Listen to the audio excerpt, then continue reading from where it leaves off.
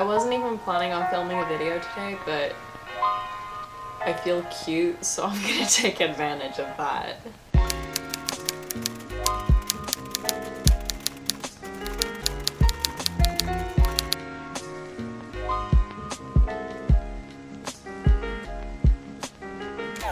It is currently May 2020 and the world is in lockdown. In my last couple videos, I mentioned how I never really got around to filming anything or editing anything for YouTube for a while, especially considering this new bullet journal. So I'm just gonna hop straight to the chase and say that this is my December 2019 setup.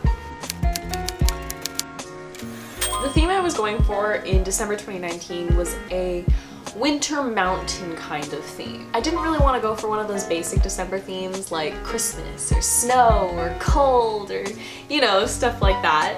So instead, I just had a mountainous theme, and, you know, mountains, the higher you go, the colder you get. Sometimes there's snow on top. It works. So for my intro page of December, I just did a little doodle with 3 little mountains and the moon stages going across the top of them. Then of course I wrote out December and a little calendar underneath so that I could have a quick at a glance what the month looks like.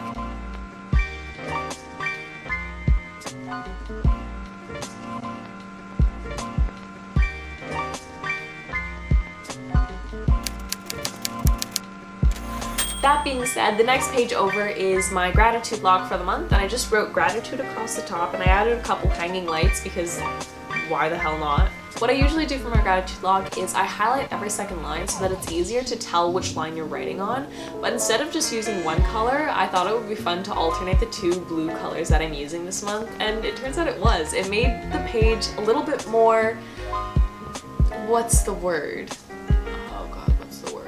Oh, this is gonna drive me crazy. I wanna say like engaging or alluring. I'm not gonna remember until I edit this, and I'm just gonna put it over the entire screen.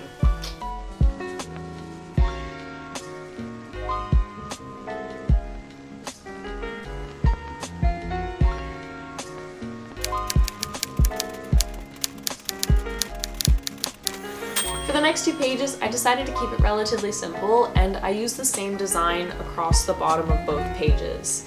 I just put a long mountain range to just sort of connect the pages instead of having them 2 separate beings. Other than that, on the first page I have my note of the day, and on the second page I have my sleep log, and both of them have their own separate headers.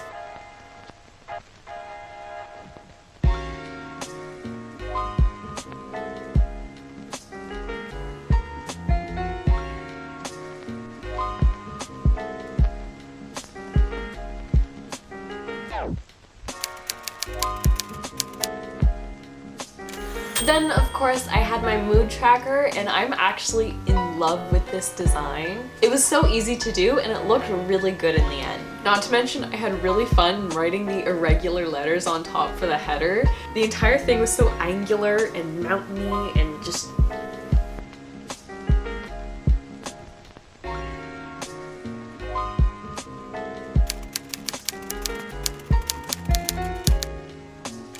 The next page over is a little bit more of a scrap page. I used the top part of my page to continue on my homework scheduler from the previous month.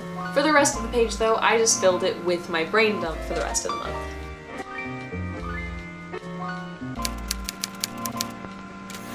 Next, I just have my calendar page like I do every month. For this page, I went back and I took the motive of the little hanging lights. I don't know why I liked it for this month. It just somehow made sense in my brain. And obviously, I kept with the signature colors to keep everything cohesive. So for my first weekly spread, I kept it really simple, and I just wrote the date across the top, and I had a little bit of a hourly calendar per day. Although I did skip the first 3 days, probably because those days had already passed when I was drawing this in. The next weekly spread is probably the one I'm most proud of for this month, but also the most empty page.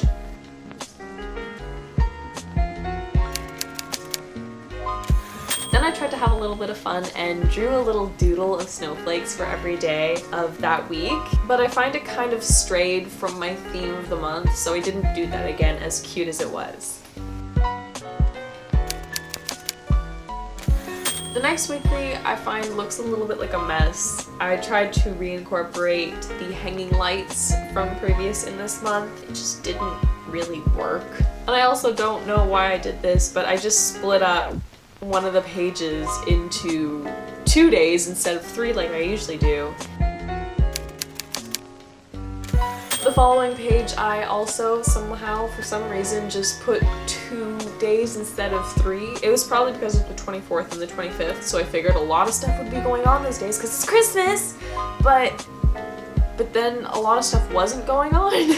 However, I do really like the theme that I came up with for this weekly, and then a third page which finished off the month, which was essentially just highlighting 4 lines across, each in a different color that I was using that month, and then writing the date across there.